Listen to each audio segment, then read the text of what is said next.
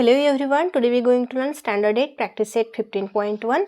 Question number 1 आहे, if base of a parallelogram is 18 cm and its height is 11 cm, find its area. इथे base and height given आहे, area find करायचा आहे. So given value जे आहे ते आधी राईट करून घ्यायचे आहे. Base of parallelogram is equal to 18 centimeter. Height of parallelogram is equal to 11 centimeter. Area find करायचा आहे, तर एरियाचा फॉर्म्युला आहे area of parallelogram is equal to base multiply height. Okay, base given आहे 18 सेंटीमीटर मल्टिप्लाय हाईट गिव्हन आहे 11 centimetre is equal to 18 multiply 11. 11 8 जार 88, इथे 8 carry आला 8. 11 1 जार 11 plus 8 19. Centimetre multiply centimetre, centimetre square. या युनिटला आपण स्क्वेअर सेंटीमीटर राईट करू शकतो. ओके, इथे आपल्याला मिळाला therefore area of a parallelogram is 198 square centimetre. Okay, question number 2 आहे, if area of a parallelogram is 29.6 square centimetre and it's base is 8 centimetre, find its height. इथे आपल्याला area given आहे, base given आहे, height find करायची आहे. Height find करायची आहे, तरीही आपण हाच फॉर्म्युला अप्लाय करणार आहे. एरिया ऑफ पॅरलेलोग्राम जे गिव्हन व्हॅल्यूज आहे हे आधी राईट करून घ्यायचं आहे. Area of parallelogram is equal to 29.6 square centimeter and its base is equal to 8 centimeter. Height find करायची आहे. So area of parallelogram is equal to base multiply height.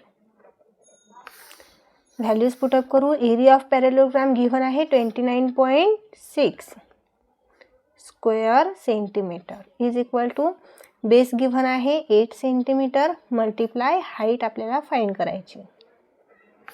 Okay, आता बघा जे फाइंड करायचं आहे ते इथेच राहू द्यायचं आणि हा 8 सेंटीमीटर अपोजिट साईडला शिफ्ट करायचा आहे. ओके, इथे अपोजिट साईडला शिफ्ट करायचा आहे, तर इकडे मल्टिप्लिकेशनला आहे, अपोजिट साईडला गेल्यानंतर तो डिव्हायडेशनला होत असतो. Understand. So 29.6 square centimetre upon 8 centimetre is equal to height.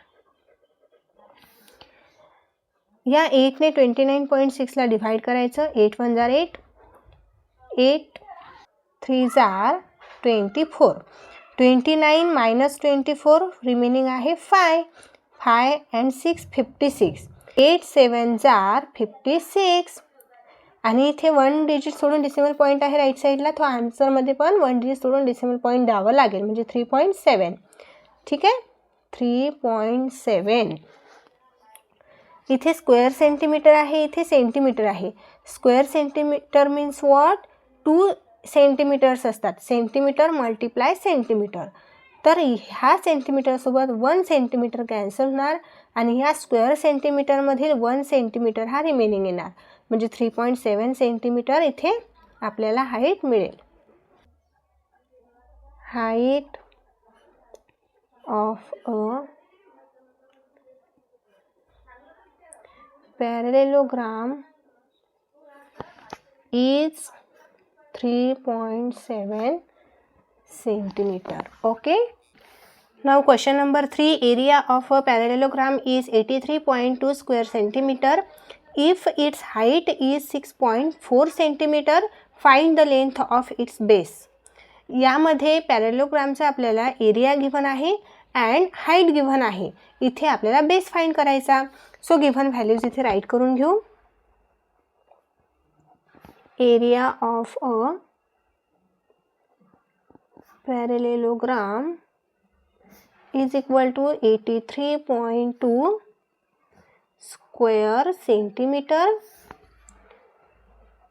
Its height is equal to 6.4 centimeter.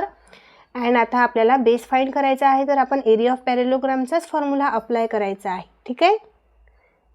Area of a